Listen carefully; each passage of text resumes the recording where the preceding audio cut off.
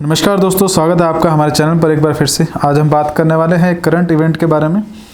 इसमें जो आपका एरेंडेल एक काफ़ी फारेस्ट स्टार है, बहुत ही दूर एक स्टार है, उसके बारे में ये करंट अफेयर है। Recently the James Webb telescope has revealed important details about the Earendel that is the far away celestial body. हमारा जो प्लैनेट अर्थ है, यहाँ से लगभग 12.9 billions year ago 12.9 billions light year दूर एक स्टार है और वहाँ उस स्टार का जो नाम है वो एरेंडेल है। अब देखिए 12.9 बिलियंस बहुत ही ज़्यादा डिस्टेंस की बात की जा रही है। मतलब कि अगर लाइट यहाँ से अर्थ से ट्रैवल करना स्टार्ट करे तो उस जो सेलेस्टियल बॉडी है जो यूनिवर्स में प्रेजेंट है, वहाँ तक पहुँचने के लिए लाइट को ही 12.9 बिलियंस ईयर लग जाएंगे और लाइट की स्पीड है 3 लाख किलोमीटर पर सेकेंड। तो इतनी सब हमारे यूनिवर्स में सबसे ज़्यादा फास्टेस्ट चीज़ आपकी लाइट है और उसको पहुंचने में भी 12.9 बिलियन ईयर लग जाएंगे। तो ये काफ़ी इंपॉर्टेंट एक डिस्कवरी थी जो कि 2022 के अंदर की गई थी और अभी इसके बारे में काफ़ी सारी इंपॉर्टेंट इन्फॉर्मेशन जो है वो सामने लेके आई गई है जेम्स वेब टेलीस्कोप के द्वारा। देखिए, जान लेते हैं क्या क्या इन्फॉर्मेशन है। ये जो आपका स्टार है ये आपका बी कैटेगरी का स्टार है। बी कैटेगरी का स्टार मतलब क्या है? हमारे जितने भी स्टार्स होते हैं, जैसे कि सन भी हमारा एक स्टार है, इन सभी स्टार्स को 7 कैटेगरीज़ के अंदर हम डिफ्रेंशिएट करते हैं और ये जो 7 कैटेगरीज बनाई गई हैं ये बनाई गई हैं on the basis of their surface temperature, कि उनका टेम्परेचर कितना है। तो बी टाइप स्टार ये वो वाला स्टार है जो कि सबसे ज़्यादा हॉटेस्ट स्टार होते हैं हमारे यूनिवर्स के। इसमें अगर मैं सन की बात करूं तो हमारा जो सन है उसके जितना टेम्परेचर है, कितना टेम्परेचर है, लगभग 13 मिलियन डिग्री सेल्सियस हमारे सन का टेम्परेचर है।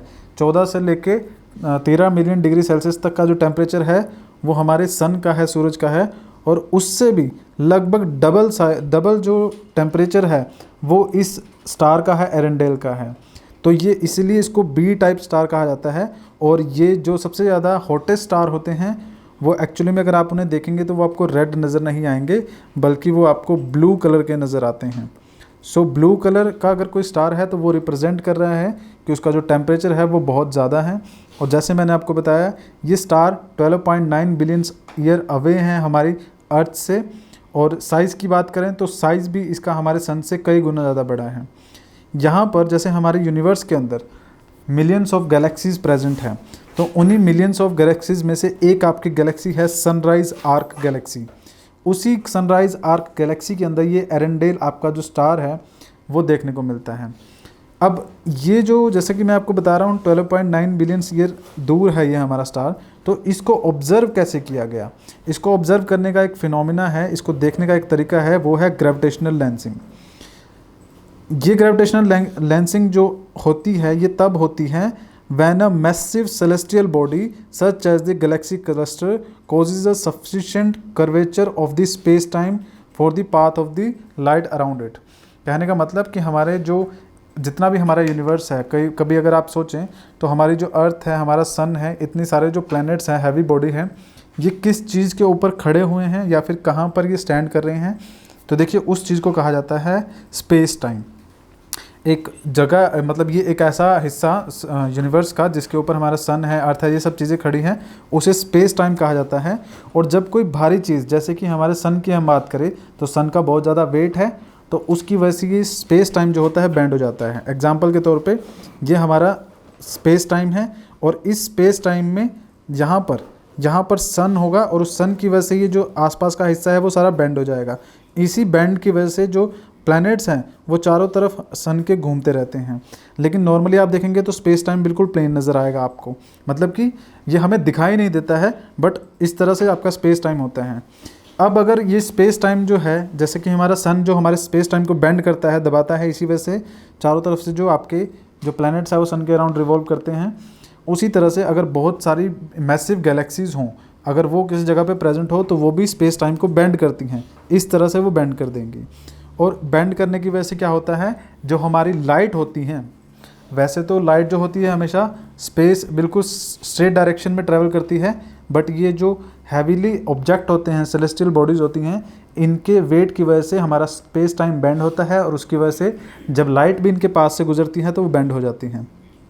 और इस लाइट के बेंड होने की वजह से क्या होता है, जो हमें दूर की जो चीज़ें हैं वो भी नज़र आ जाती हैं।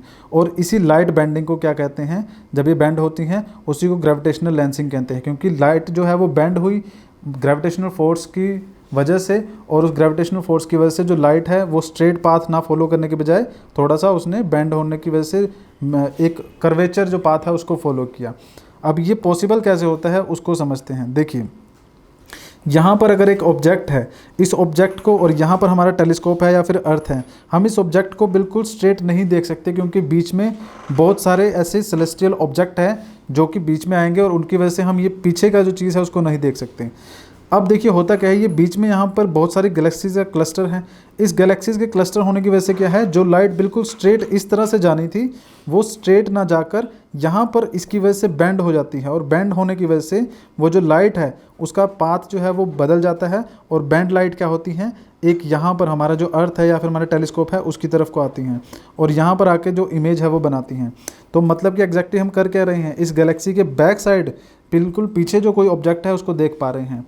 तो यही आपका ग्रेविटेशनल लेंसिंग कहलाता है, और इसकी वजह से ही हम जो बहुत दूर की जो चीज़ें हैं उनको देख पाते हैं।